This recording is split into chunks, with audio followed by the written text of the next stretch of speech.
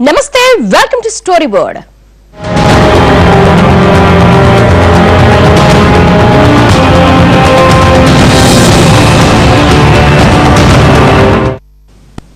ఇంకేం, ఆయన వచ్చేశారు. ఇక మనకు మంచి రోజులు వచ్చేస్తాయి అనుకున్నారంతా. దానికి తోడు నెలకోసారి తగ్గుతున్న పెట్రోల్ రేట్లు చూసి ఇదే మంచేమో అని సంబరపడిపోయారు. కానీ కాస్తంత తరచి చూస్తే తప్ప తత్వం బోధపడలేదు ఎవరికి. మోడీ గారు పీఠమెక్కి 7 నెలలు గడుస్తున్నా ఇప్పటికీ ఆయన చెప్పిన అచ్చేదిలో ఒక్కటంటే ఒక్కటి కూడా రాలేదు సరికదా. పరిస్థితులు మళ్లీ పాత రోజులను తలపించేలా సాగుతున్నాయి. మోడీ వస్తే రామరాజ్యం వస్తుందన్నారు. దేశంలో సుపరిపాలన మోడీతోనే సాధ్యమన్నారు. మరి మనోడొచ్చి 7 నెలలు గడుస్తున్నాయి. మరి ఇంతకీ ఆ రామరాజ్యం వచ్చిందా? ఆ మంచి రోజులు మనకు సాకారమయ్యాయా? తెల్లారితే చాలు మోడీ మంత్రమే జపించేలా ప్రచారార్భాటంతో ఎన్నికల్లో ఆసేతు హిమాచలం తన చరిష్మాతో ప్రత్యర్థి పార్టీలను, ప్రాంతీయ పార్టీలను ఊచకోత కోసిన మోడీ ఇప్పుడు 7 నెలలుగా విదేశీ పర్యటనలు తప్ప చేసిందేమీ లేదన్న విమర్శలు వినిపిస్తున్నాయి. సాధారణంగా ఏ కొత్త ప్రభుత్వానికైనా మొదటి 6 నెలలు హనీమూన్ పీరియడ్ అని చెప్పుకుంటారు. ఆ 6 నెలలలో తామేంటో నిరూపించుకుంటారని అంతవరకు వారి మీద విమర్శలు కూడా చేయరు. ప్రతిపక్షాలు కూడా కాస్తంత ఊపిరి పీల్చుకునే సమయమిస్తాయి. కానీ మోడీ మీద విమర్శలు చేయటానికి ఇన్నాళ్లుగా ఎదురు చూస్తున్న ప్రతిపక్షాలు ఇప్పుడు ఆయనపై విమర్శనాస్త్రాలు ఎక్కుపెడుతున్నాయి. మోడీ వల్ల దేశానికి గడిచిన 7 నెలలుగా జరిగిన మంచి ఇంచి కూడా లేదని విమర్శిస్తున్నారు.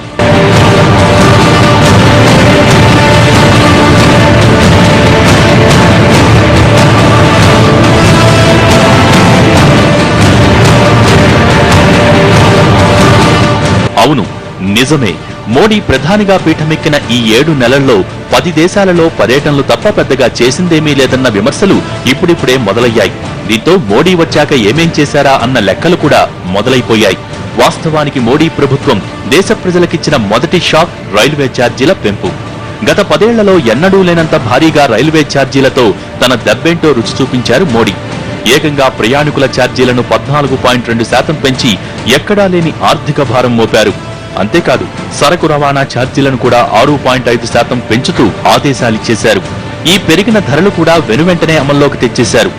అసలు రైల్వే బడ్జెట్ టైంలో పెంచాల్సిన రైల్వే ఛార్జీలను తమకు నచ్చినప్పుడు పెంచుకొచ్చి కొత్త సంప్రదాయానికి తెరతీశారు మోడీ వారు. రాజకీయాల్లో ఏమన్నా చెప్పొచ్చు కానీ ఆర్థిక పరమైన మార్పులు రావాలంటే ఆర్థిక విధానాలు మారాలి. నరేంద్ర మోడీ ఎన్డీఏ ప్రభుత్వం అంతకు ముందున్న యూపీఏ విధానాలు ఇంకా తీవ్రంగా అమలు చేస్తున్నారు. వీళ్ళు తీవ్రంగా అమలు చేస్తున్నారు కాబట్టి ఫలితాలు ఇంకా తీక్షణంగా ఉంటాయి. అందుకనే అంతకుముందు మన్మోహన్ సింగ్ ప్రభుత్వం పెంచిన దానికంటే వీళ్ళు త్వరగా ఎక్కువగా పెంచుతున్నారు. పెట్రోలియం ఉత్పత్తుల ధరల మీదేమో పూర్తిగా నియంత్రణ ఎత్తేసి దానికే స్వేచ్ఛ ఇచ్చామన్నారు. ఈ ఒక్క విషయం కాదు, ఏ విషయంలో చూసినా ఆ బిల్లులను హడావుడిగా ఆమోదింపజేయటం కానీ, ఇంకా కొంచెం తీవ్రం చేయటం కానీ, పారిశ్రామికవేత్తలకు ఎర్ర తివాచీలు పరచడం, కార్మికుల మీద చట్టాల భద్రతా చర్యలు రద్దు చేస్తూ ఉంటాం.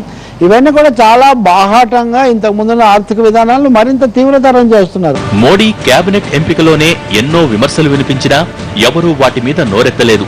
మోడీ పార్టీలో సీనియర్లను పక్కన పెట్టారని, తనకు అనుకూలంగా ఉన్న వారికే కేబినెట్ లో చోటిచ్చారన్న విమర్శలు అడపాదడపా వచ్చినా ఎవరూ బహిరంగంగా విమర్శించేంత సాహసం చేయలేకపోయారు. పైగా మోడీ తనను వేరుగా, మంత్రివర్గాన్ని వేరుగా ప్రొజెక్ట్ చేసుకోవడంతో మంత్రివర్గం మీద వచ్చే విమర్శలకు మోడీ బాధ్యత వహించాల్సిన అవసరం లేకుండా తప్పించుకుంటున్నారన్న అభిప్రాయాలు ఉన్నాయి.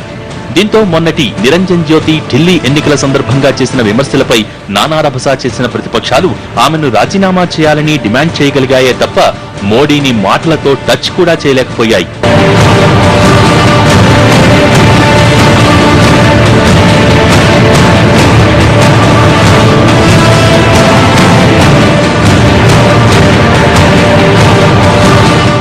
ఇలా ప్రభుత్వంలో మోడీ, పార్టీలో అమిత్ షాలు చక్రం తిప్పుతున్నంత కాలం కేబినెట్ కాదు కదా, పీఎంఓ తప్పిదాలు చేసినా వాటిని మోడీకి ఆపాదించడం సాధ్యం కాదు. మొత్తంగా నొప్పించక తానొవ్వక తప్పించుకు తిరుగుతూ మోడీ ధన్యజీవిగా మిగిలిపోతుంటే కేబినెట్ నేతలు మాత్రం కాస్తంత కంగారు పడుతున్నారు. వాస్తవంగా మోడీ పీఠమెక్కాక జరిగిన మేళ్లు ఏంటని లెక్కేసుకుంటే మనకు కనిపించే అంశాలన్నీ మాటల వరకు పరిమితమై కనిపిస్తూ ఉంటాయి. 2012లో యూపీఏ సర్కార్ 3% రైలు ఛార్జీలు పెంచినప్పుడు తీవ్రంగా నిరసిస్తూ నాటి ప్రధాని మన్మోహన్ కి లేఖ రాసిన మోడీ గారు ఇప్పుడు అధికార పీఠం ఎక్కిన తర్వాత దారుణంగా భారం మోపారు. ఈ అంశం ప్రజలు ప్రతిపక్షంతో పాటు అసలు 10 ఏళ్ల పదవిలో 3 సార్లు మీడియా ముందుకొచ్చి మాట్లాడిన మాజీ ప్రధాని మన్మోహన్ సింగ్ కూడా అబ్ కీ బార్ డబుల్ స్పీక్ సర్కార్ అంటూ ట్వీట్లతో ఎద్దేవా చేశారంటే రైల్వే ఛార్జీల ఎఫెక్ట్ అర్థం చేసుకోవచ్చు. ఇక ప్రతిపక్ష నేతలు మోడీ గారు చెప్పిన మంచి రోజులు వచ్చేశాయంటూ విమర్శలు గుప్పించారు. ప్రజలు కూడా అదే మాటతో అచ్చే దిన్ అంటూ సర్కారును నిలదీశారు.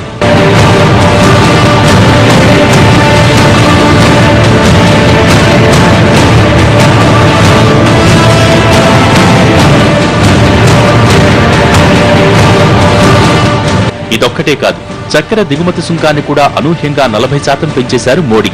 దీంతో మోడీ వారి పాలనలో చక్కెర కూడా చేదెక్కింది.